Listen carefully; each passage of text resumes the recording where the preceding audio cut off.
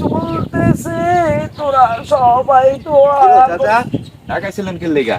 ঢাকা মুনা তোমার যে তুমি ইলা মুভি খোর ঠিক আছে, তোমার আমি এত সুন্দর করে কইলাম যে তোমার চাচির লোকে আমার কাজ চাপ চলতেছে রিলেশন মনে হয় না ঠিক।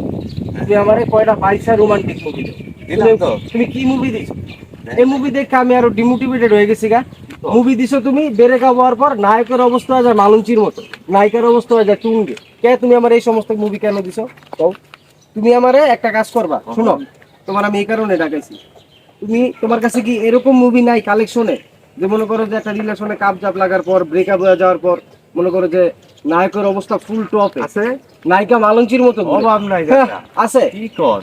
আছে না? হ্যাঁ। তুমি আজকে বাইসা আমার এরকম কটা মুভির লিংক দিবা যাতে আমার কনফিডেন্সটা বাড়ে। আচ্ছা আজকে তুমি আমার মুভি দিছো এটা দেখে তো মনে করো আমার আরো সবকিছু কাম দিতে গেছে সারাটা রাত বালিশ চাপা দিয়ে কান্দি না আরে উঠে ছাগলেরা কান্দি সেটি হয়েছিল এক কান্দে নাকি? আমি আবার ভাবলাম। ঠিক আছে, এরকম কটা মুভি, চাচা এরকম মুভি দিবা, মুভি দিবা যে মনে করো ব্রেকআপটা হয়ে গেছে মতনই নায়কে দিন দিন টপে উঠতেছে আর ছেড়ি মনে করে যে বালঞ্চির মতো খালি ওর কাছে দ্বিতীয়বার মনে করি করে লাগে, এরকম মুভি আছে না? এরকম কটা মুভি দিবা, ঠিক আছে? ঠিক আছে চাচা, তাহলে ভাইসা এরকম কালেকশন আমার কাছে অনেক আছে, এরকম লিংক আমি আপনার অনেকগুলো লিংক পাঠাই দিব আজকেই, ঠিক আছে? তারপর দেখি আমার। আচ্ছা কাকা তাহলে যাও, ঠিক আছে, ঠিক আছে, ওয়ালাইকুম সালাম। এ ভাতিজা, হ্যাঁ চাচা।